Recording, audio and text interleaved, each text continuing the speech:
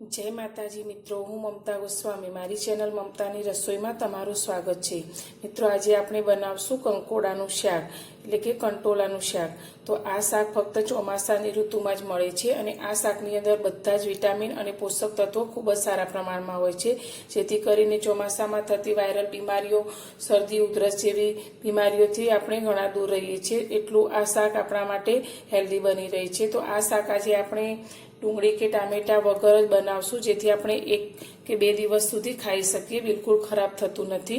तो आ शाक बनावा माटे मैं अत्यारे कंकोड़ा लीधा छे, वजन में 250 ग्राम जेटला लीधा छे। तो सौथी पहला तो आ कंकोड़ा ने आपणे 5-1 मिनिट माटे मीठावाळा पाणी में राखवाना, जेथी करीने आ कंकोड़ा जे वाडना वेला पर उगता होय छे तो तेनी उपर झेरी जीवजंतुओ फरता होय छे, तो तेना कारणे मीठा में राखवाथी ते सारी रीते धोवाई जशे अने साफ थई जशे। तो आ कंकोड़ा ने मैं सारी रीते धोई अने कोरा करी लीधा छे। तो हवे तेने आपणे समारी लईशुं। तो कंकोड़ानी छालने आपणे बिलकुल उतारवानी नथी अने तेने आपणे कापवाना छे।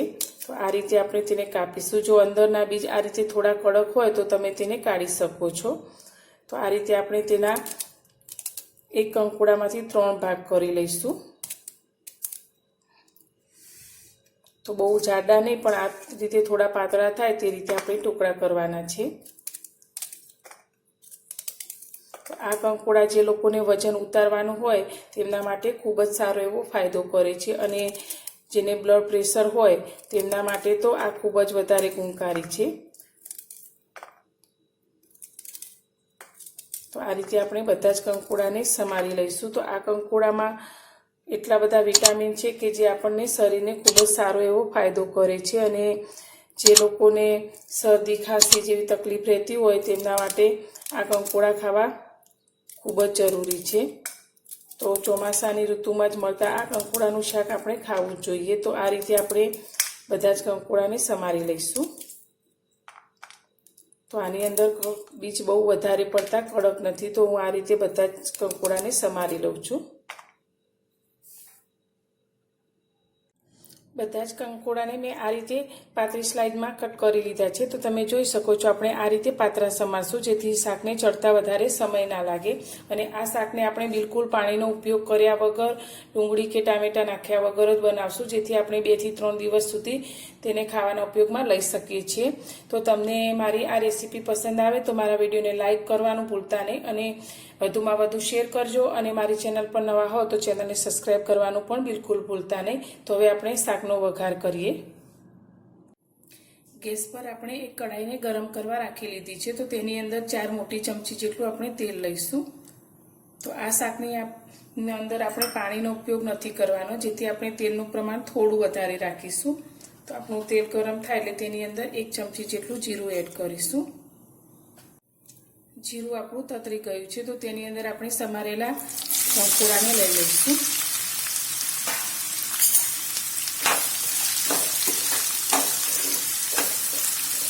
हवे आनी अंदर आपणे स्वाद प्रमाणे मीठुं एड करीशुं। तो त्यारे आपणे 1 चमची मीठुं लईशुं। अर्धी चमची जेटली आपणे हळदर एड करीशुं।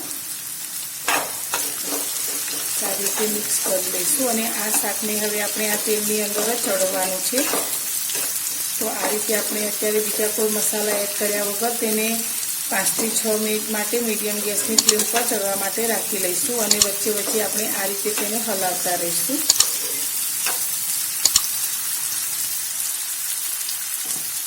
તો તેને ઢાંકી અને આપણે થવા દઈશું। હવે આપણું આ શાક અહીંયા ચડે છે ત્યાં સુધી આપણે શાકનો મસાલો તૈયાર કરીએ।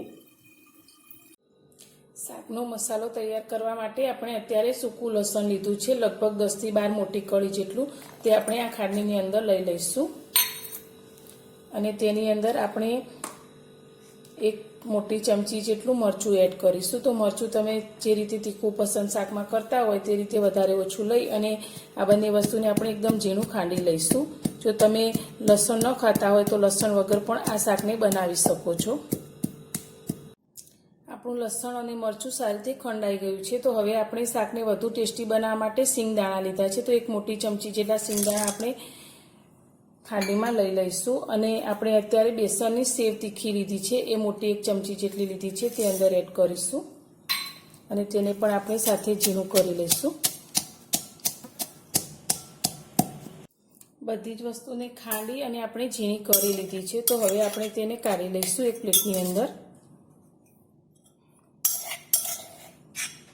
તો તમે સિંગ અને સેવ વગર પણ આ શાક બનાવી શકો છો, પણ આ વસ્તુ લેવાથી શાકનો ટેસ્ટ એકદમ સરસ વધારે આવે છે ને બધાને નાના મોટા દરેકને ભાવે તેવું બને છે.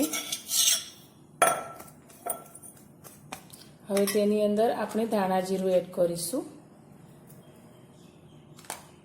1 ચમચી ધાણા જીરું, અડધી ચમચી આપણે ગરમ મસાલો લઈશું અને બધું જ આપણે સારી રીતે મિક્સ કરી લઈશું.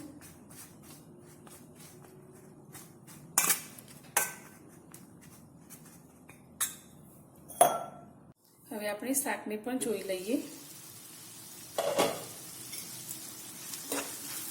તો શાક પણ આપણું સારી રીતે ચડી ગયું છે. તો આપણે આ રીતે થોડુંક ચમચામાં લઈને તેને જોઈ લઈશું.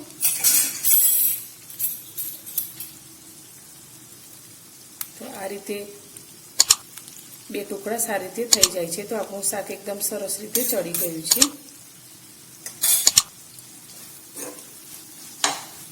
હવે આપણે જે મસાલો તૈયાર કરીને રાખ્યો છે તે મસાલો આપણે આ શાકની અંદર લઈ લઈશું.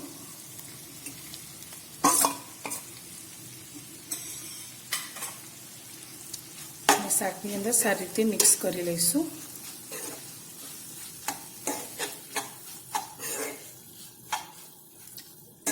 હવે મિક્સ કર્યા પછી ફરી આપણે તેને 2 મિનિટ માટે આ રીતે ખુલ્લું હલાવતા જઈ અને સારી રીતે મિક્સ કરતા જઈશું અને તેને ફરી 2 મિનિટ આ રીતે ચડવીશું, જેથી બધો જ મસાલો સારી રીતે શાકની સાથે મિક્સ થઈ અને આપણું શાક એકદમ સરસ રીતે ટેસ્ટી બને.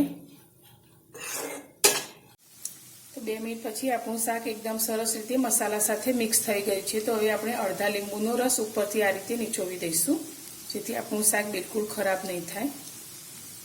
અને ફરી આપણે એકવાર મિક્સ કરી લઈશું.